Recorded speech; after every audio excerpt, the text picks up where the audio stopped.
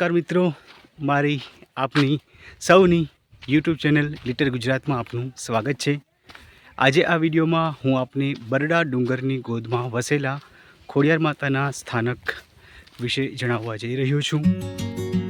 આજે આ વિડીયોમાં હું આપને પોરબંદર નજીક બરડા ડુંગરની ગોદમાં બિરાજમાન માં ખોડિયારના સ્થાનક વિશે જણાવીશ। અહીં માતાજી થાપાવાળી ખોડિયાર માં તરીકે પૂજાય છે। જો આપને પણ ખોડિયાર માતાજીમાં શ્રદ્ધા હોય તો આ વિડીયો આખો જોજો અને વિડીયોને લાઈક કરવાનું, શેર કરવાનું બિલકુલ ન ભૂલતા। અને હા, જો હજી સુધી આપે મારી યુટ્યુબ ચેનલને સબસ્ક્રાઈબ ન કરી હોય તો પ્લીઝ સબસ્ક્રાઈબ કરી લેજો અને બેલ આઇકન દબાવી દેજો, જેથી આપને મારા દરેક વિડીયોના નોટિફિકેશન સૌથી પહેલાં મળી જાય।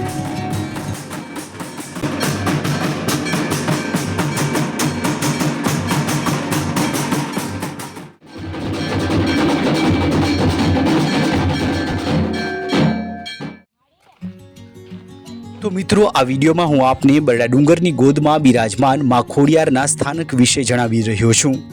કોઈ કલ્પના પણ ન કરી શકે કે બરડા ડુંગરની ગોદમાં, અને એ પણ અતિ દુર્ગમ રસ્તાઓમાંથી પસાર થઈને એક પવિત્ર અને આધ્યાત્મિક સ્થળે પણ પહોંચી શકાય છે। અહીં બિરાજે છે સાક્ષાત માં ખોડિયાર।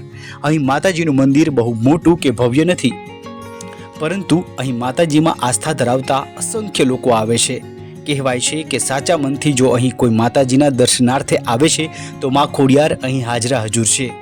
અડધે સુધી અહીં વાહન દ્વારા પહોંચી શકાય છે।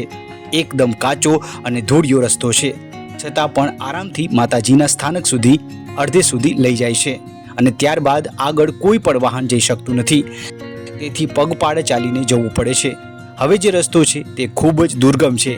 નાના મોટા પથ્થરો ઉપરથી ચાલીને જવું પડે છે। વચ્ચે વચ્ચે કેટલાક નાના મોટા ચઢાણો પણ આવે છે, તેથી ખૂબ જ સાવચેતીપૂર્વક ચાલવું પડે છે, એટલે પથ્થરો ઉપર જોઈને પગ મૂકવો પડે છે। અમે આ રસ્તામાંથી પસાર થઈને થાપાવાળી ખોડિયાર માના સાનિધ્યમાં પહોંચ્યા તો જોયું માતાજીનું સ્થાનક આખું શ્રદ્ધાળુઓથી ભરેલું હતું, અને માતાજીની આરતી પણ ચાલી રહી હતી।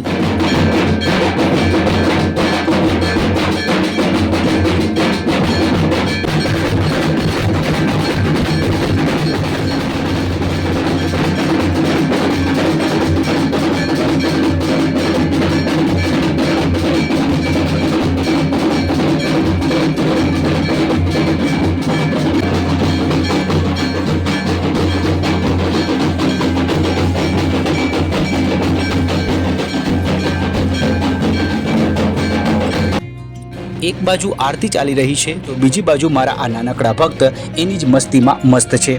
ખાસ તો આના જ માટે અહીં આવવાનું થયું છે।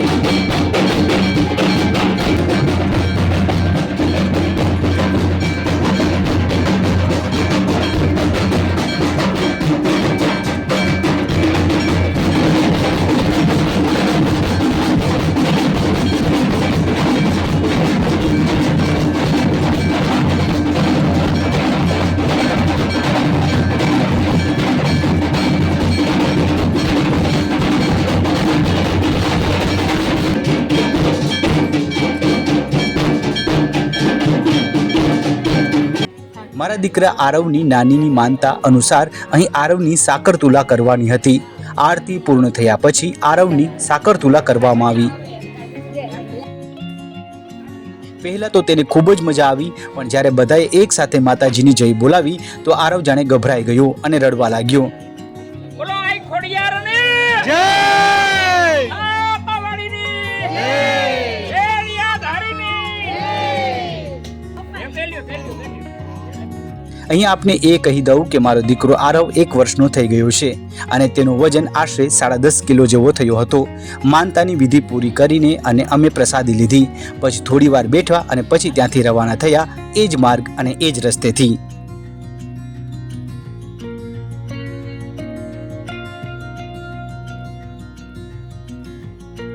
હવે આ સ્થળે કેવી રીતે પહોંચી શકાય તો તેના માટે સૌથી નજીકનું ગામ પોરબંદર પાસે આવેલું રાણાવાવ છે।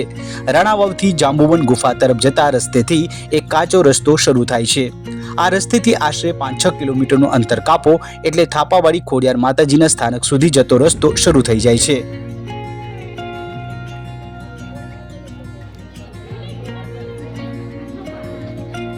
આશા છે કે આપને મારો આ વિડીયો ગમ્યો હશે. જો વિડીયો પસંદ આવ્યો હોય તો વિડીયોને લાઇક કરવાનું, શેર કરવાનું બિલકુલ ન ભૂલતા અને કોમેન્ટમાં જય ખોડિયારમાં લખવાનું પણ બિલકુલ ન ભૂલતા.